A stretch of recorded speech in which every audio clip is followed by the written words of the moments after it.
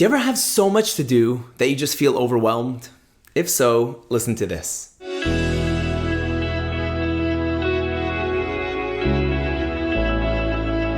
Everyone, and welcome back to another episode of Inspiring Hope. This is your weekly boost of uplifting Jewish inspiration. I'm Rabbi Tzvi Styner. On behalf of thevillageJewNation.com, I want to thank everybody for listening.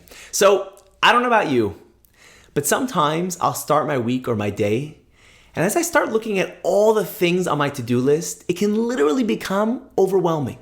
I think to myself, I have so much to do. How am I going to get all this done? And then I sit there contemplating my seemingly never-ending to-do list, and I'm watching the time go by. And now it begins to snowball, because now that I've procrastinated, I now have even less time to do all the things I need to do. And then that becomes overwhelming. You get the picture?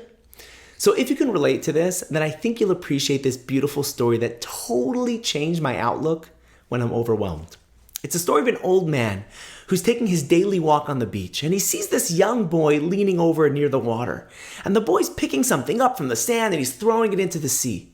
Now, the beach was pretty empty at that time of day, so the old man stops and he watches this boy for a little while. And he notices that the boy keeps on walking further down the beach and then doing it again, the same thing, stopping, picking up, throwing, moving on. Eventually, old man walks a little closer and he says, "What are you doing over there, boy?" The boy says, "Well, I'm saving all these starfish that are stranded. If they stay on the beach, they're all going to dry out and they're going to die. So I'm putting them back in the ocean so they could live." The old man was quiet for a few seconds. And then he says, "Look, kid, this stretch of the beach alone has hundreds of stranded starfish. Around the next corner, there's got to be at least 1,000 more. This beach goes on for miles and miles. I've done this walk every single day for 10 years, and it's always the same. There's got to be millions of stranded starfish. I hate to say it, but you're never going to make a difference."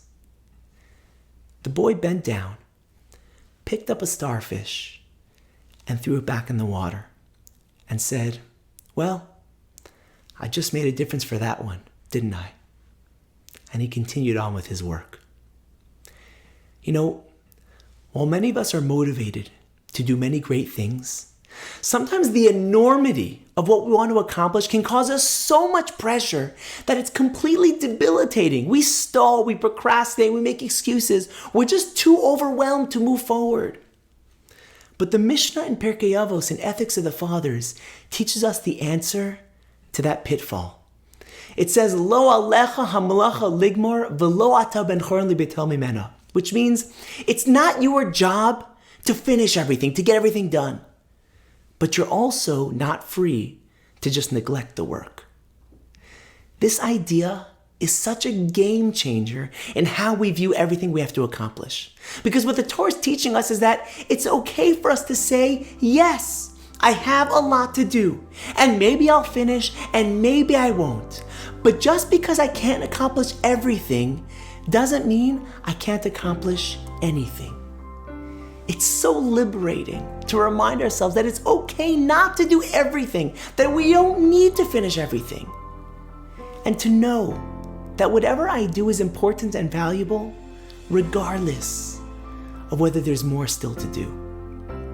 So the next time you feel overwhelmed, just stop and say to yourself, maybe I can do it all and maybe I can't. But my job is just to try.